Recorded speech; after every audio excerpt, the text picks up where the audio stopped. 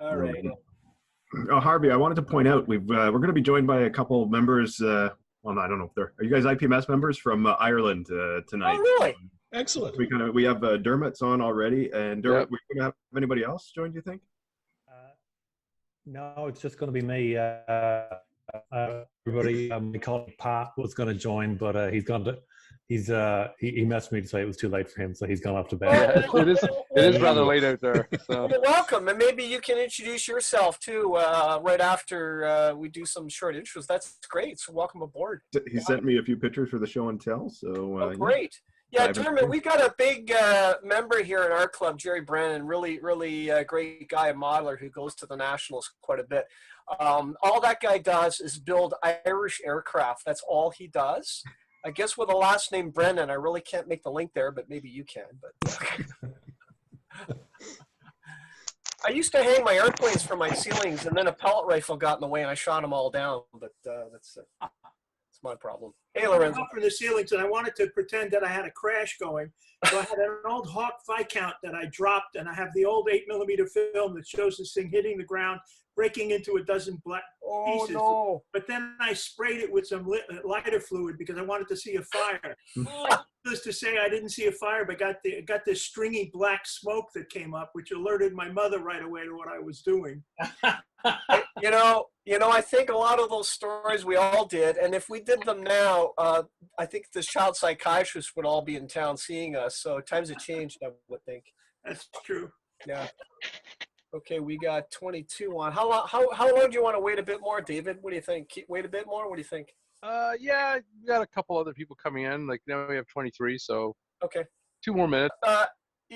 Well, Mark's been on a few of these calls. Eris, these are first for you. We usually have quite a few guys in what we call the Greater Toronto Area, which we're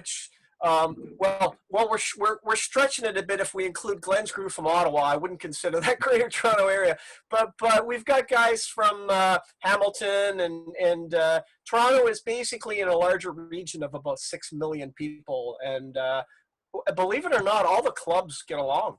Right, guys? We all really get along fabulously, whether it's the car guys, the guys in Hamilton, Peel, we all get along. So you'll see a lot of other guys coming in from different parts of Southern Ontario. And again, we did have some guys from Newfoundland. I don't know if they're joining us, but we've got the guys from Ottawa.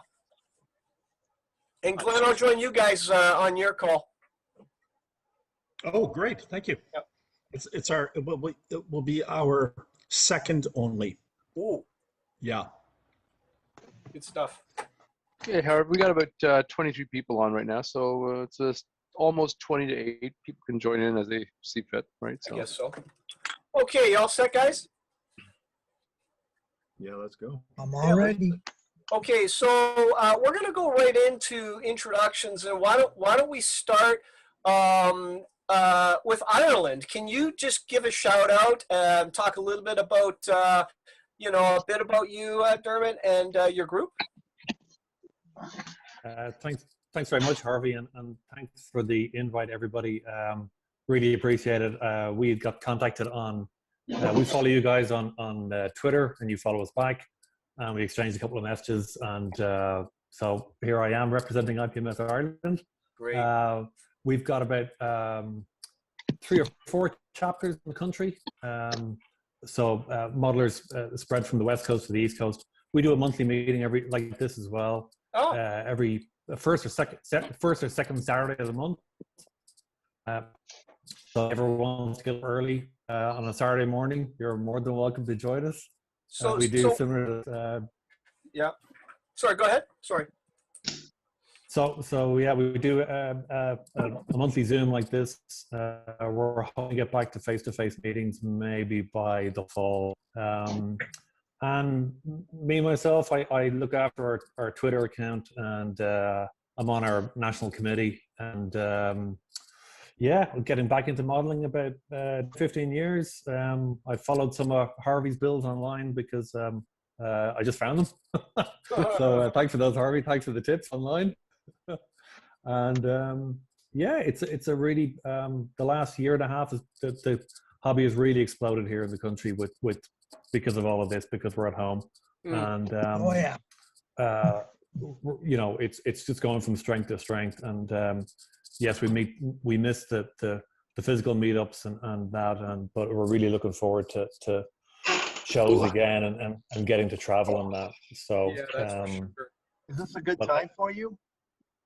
No. uh, Yeah, what time is it for you, Durham? What time is it over there now? 1 it's o'clock in the morning. it's 12:40 a.m. What a keener! Oh my! That's dedication. I'm already. Hey guys, I'm already in bed. I figured I'd do Good this. for you, man. If I know Wow, that's hardcore.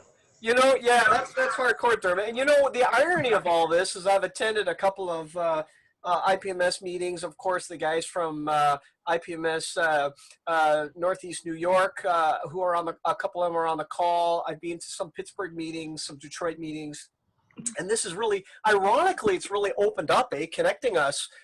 When we'd had to go physically to see you guys at shows, so it really has opened up. We've been doing this for how long now, David? A year and a bit? Yeah, about that, Harv. It's Yeah. been a little bit more than a year. Like March, I think it was March last year when we decided to kick this up. April last year was our first. So he's being gracious enough to come to our meeting tonight. I attended a couple of theirs, but he's here. Mark Norman's here from IPMS Northeast New York. And Eris is going to do just a bit about Eris. I just mentioned his involvement with IPMS. He actually served as chairman of the 1987 National Convention in Washington, D.C., so goes quite fair back in terms of his exposure and responsibilities with IPMS USA and the Nationals. Started modeling, as we all did, very young age, building his first model, which was an Aurora ME109. I think you can still get them. Anyways, he's been active in IPMS as well, starting in about 1974 after he left active military duty. And he builds most exclusively 172nd, on one of my favorite scales, aircraft. He also likes airliners and maintains a shelf of 1/144th models as well. So a lot of his interest is in aviation as well, probably because of the result of growing up near LaGuardia Airport in New York. And I know who LaGuardia is, by the way, Eris. I'm one of the few Canadians that knows who LaGuardia is. Sure. Be the mayor of New York. Yeah. And he was a pilot in World War I. That's right. So for the last 4 years, he's been serving with the National Air and Space Museum's, I hope I got this right, Udvar Hazy Center at Dulles Airport. And he's here to give us a presentation on the Saran, which, of course, is at the Smithsonian. So with that, Eris. All right. First up, because we always go off that. Amanda, we have, you think you sent in about 5 or 6 different models here. So go ahead. Zebda's Mercedes-Benz L4500 Multier. It's not a bad kit. The instructions could be better. There's some things that could be done earlier. There's something that goes behind the tracks that's underneath the box. That could have been done a step before you put the box on. Makes it easier to put on. It's not a bad kit. There's some parts shared with the regular truck. I'm surprised there aren't more versions of it because Trumpeter's coming out with, I think, 2 or 3 versions of this kit. It's probably a copy though. It's one of my shelf queens. I started it about 2 years ago. All right, what's up next? Das Werk, the Fawn L900. It's not a bad kit. It's got a lot of errors because they based it on a post-war civilian truck. Almost done all the markings on it. I'm modifying it to me a unit emblem to become the one that's going to be on the truck when it's finished. That's to me is Sonderanhänger 116. That's a lot of work, that little bugger. 148 scale vacuum form resin kit from Germany that I got from Bernie Hanks. Wow. Yeah, it's a pig. A friend of mine gave me a Tamiya one, so I'm going to do an A7 and an A5. Considering this thing's about 10 years younger than the Tamiya, I actually borrowed one from a friend to make parts to put into this one. There's a lot of weight in it to keep it on a nose. Larry's Mistel 1, 88 A4 with a 109F. Very nice. Very nice, Amanda. That's a cool one. Yeah, don't Amanda, is that what kit is that? Sorry. It's Larry. Larry, okay. I also have a vacuum form to do the different bomb nose. So that'll be later. Another one. Excellent. All right, up next. Oh, this guy didn't send this in. Dermot, we have the 4 kits you have pictures of. Do you want to tell us about them? Thanks very much. And I should say as well that, yeah, appreciate the invite for tonight. This is Bandai's 144 Millennium Falcon from the Solo movie. I used Harvey's paint technique for this, so based in black and then Tamiya white on top. You can't see it in the picture, but it's got a lighting kit for the cockpit and the engine from a retailer called Captain Jacks, who are based in the UK, who really do terrific lighting kits for sci-fi models. That's that one. Very nice. This is Edwards. This is my first 148 kit. I normally build in 172, but this was a Christmas present for my father-in-law. He's a big Douglas Bader fan, and this was Edwards' recent boxing, the Battle of Britain boxing that has 2 Spitfires in it, and it comes with a figure of Douglas Bader and also markings for his Spitfire. So that was finished just at Christmas. Lovely kit. Yeah, I built that one. It's Nice figure. And the figure's beautiful. Yeah. This is a 172, so back to my favorite scale. This is a dream model. They're from China, I think. The kit is actually a French AS565 Panther, but I've built it as a AS365 Dauphin, which is the Panther was earlier name. This was a rescue chopper that served with the Irish Air Corps from about 94 to about 2003. This particular one from 301 Squadron, number 248, was actually lost in a fatal crash in '99. So that's why I wanted to build it, just as a tribute to the crew. They perished on their way back from an SAR mission. The remaining 4 aircraft eventually were retired and actually were sold to the Chilean Navy, where they operate today.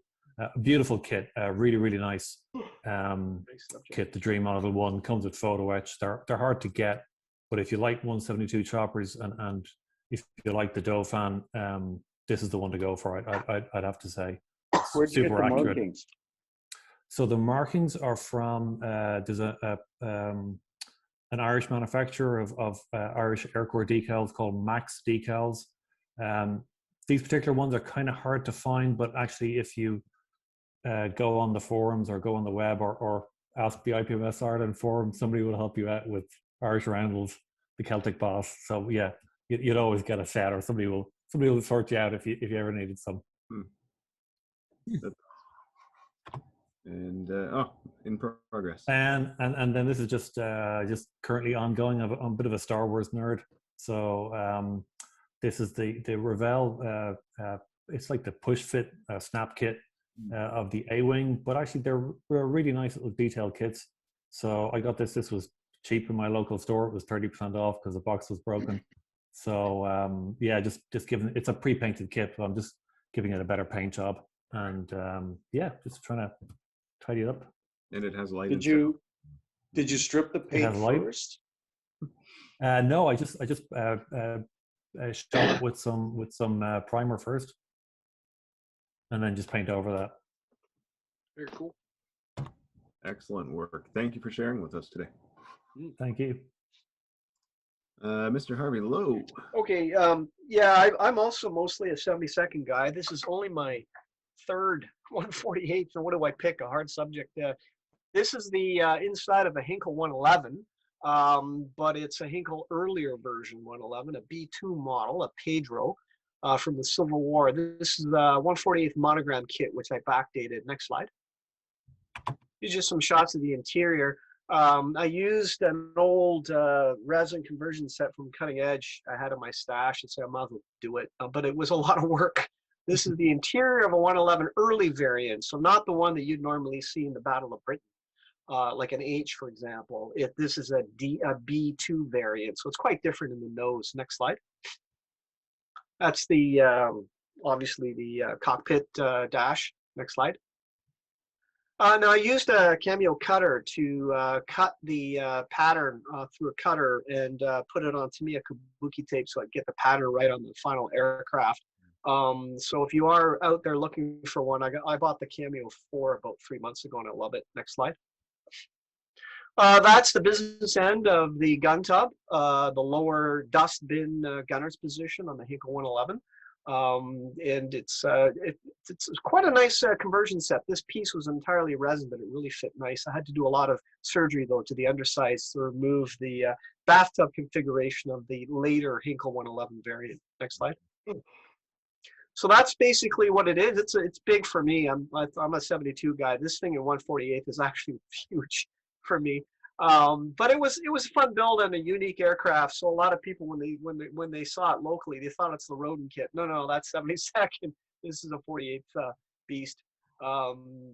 Next slide. The colors I used on this were the new AK line. They're beautiful. They're the new AK line of pre-Luftwaffe colors. RLM 65 underneath and 61, 62, and 63 for the camouflage. Beautiful colors, and I thinned them with Mr. Leveling Thinner, Mr. Color Leveling Thinner, and they went on just great. The markings as well, you see the 2543 are also done by the cutter, so there's no decals used on this kit except the tailcoat. Next slide. So that's another angle of this beast. There's the tailcoat right there. That's the only decal on the model. You can see down on the bottom there, there's weathering on the horizontal stabilizer. I got that right off a photo, and that was from the crew that didn't bother cleaning it up after they finished painting the emblem on the aircraft.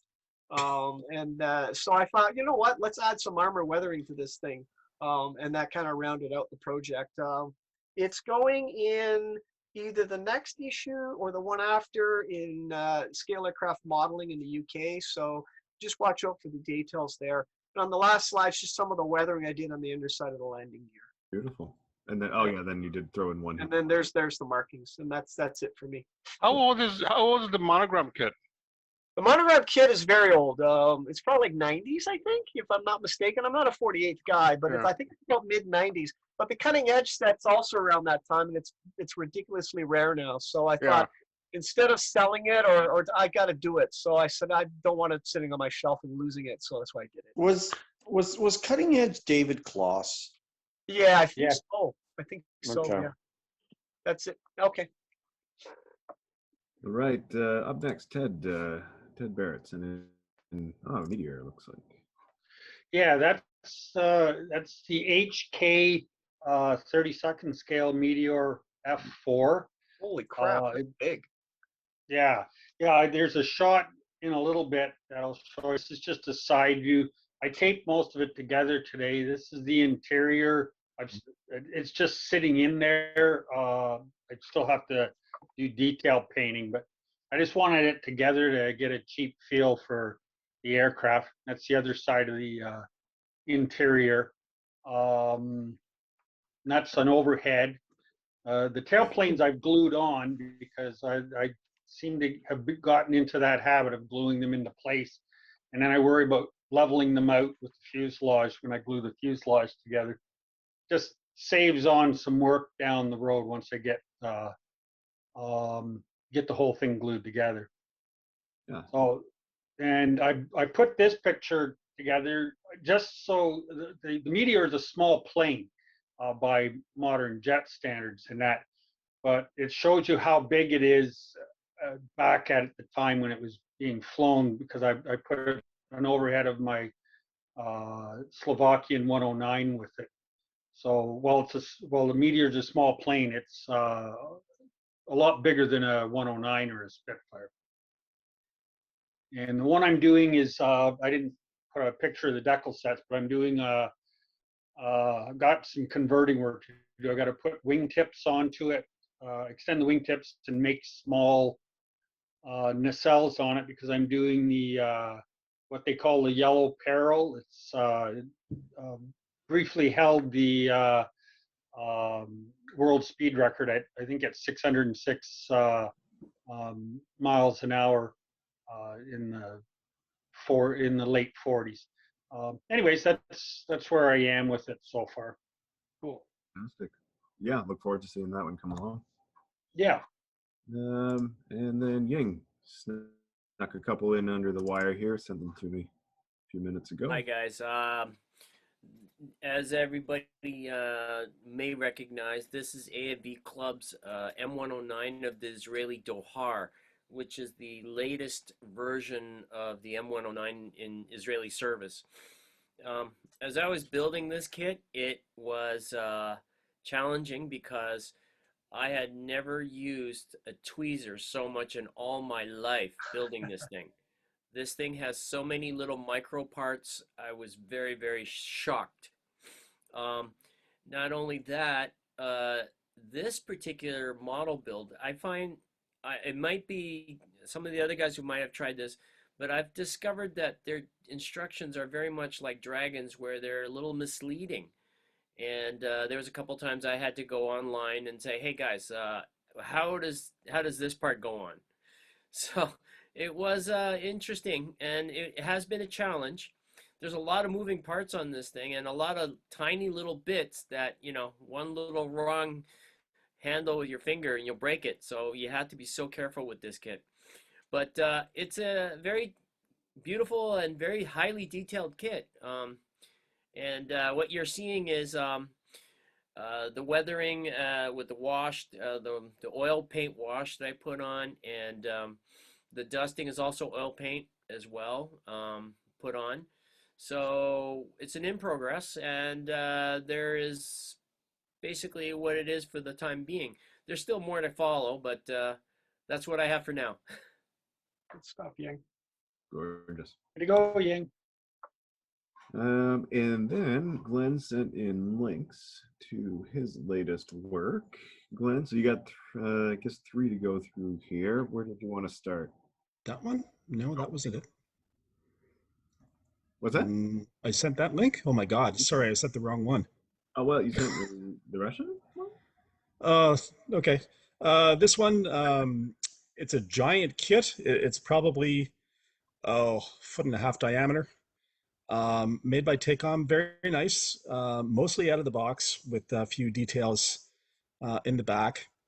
And I just got to the end and I looked at the giant canvas and I want to come up with a cool paint scheme on it. So I just left it built but unpainted.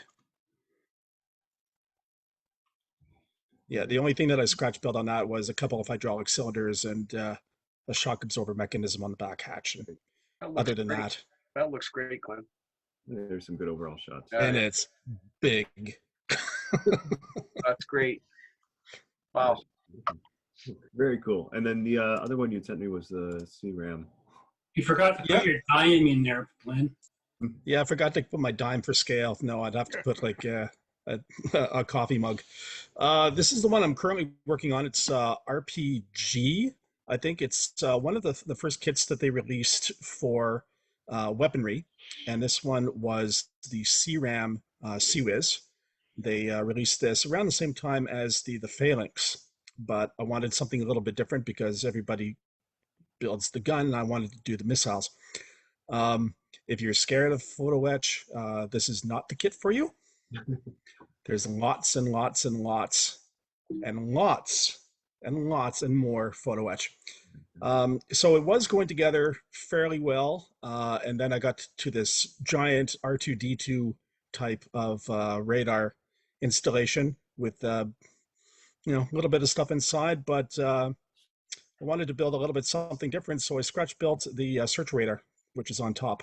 And of course, the moment that I went down the road to make this thing, I found other pictures which showed a completely different radar system, but by then I was already done. So I'm just at this point now about putting all the little odds and sods onto the outside of R2-D2. And that'll, I expect it'll, maybe take another week to get all this completed. But there's the search radar that I just completely scratch built on the top of this thing. Everything I'm you not going to hide it underneath the dome on top. The dome is going to be taken off, so this thing can be seen. That's great. Glenn, I'm Yeah. wondering, Glenn, quick question. Have you seen anybody actually extend these weapons, either turrets, or in the case of this close-in weapon, have you seen anybody extend it to include some deck or part of the ship? Have you seen any of that? Not really. Doing No, that? the RPG does not. It's just the thing on a base with, there's a lot of large components that it sits on.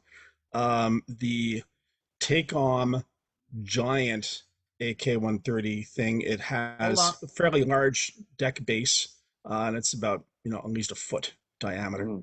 But other than that, no, they really seem to just, here's the model, pose it as you will. And I know these guys came out with a couple of different variants of the phalanx with additional armor, and there's lots of different modifications of these things available, and everybody sees these things on the ship. There's also a ground-based version that they have on a transport. But it's a very nice, well thought out kit with lots of detail. Just, yeah, you have to go into it with your eyes open with respect to photo etch. Thank you. Absolutely beautiful. I like this slide too that shows the whole evolution of the system. Yeah. I'll drop the links into the chat for anybody who wants to check these out at their own leisure. But cool. I think the other link I was trying to send you was one I finished last month during our Blitz build. It was a Take-On surface-to-air missile from Russia, completed in 4 days. Cool. And and it turned out rather well. Well, bring that out to us next month, and we'll take a look at it. Cool. Thanks. Thank you, guys. That covers it for the show and tell. Then I've gone through everything that I have received. Great. So thank you.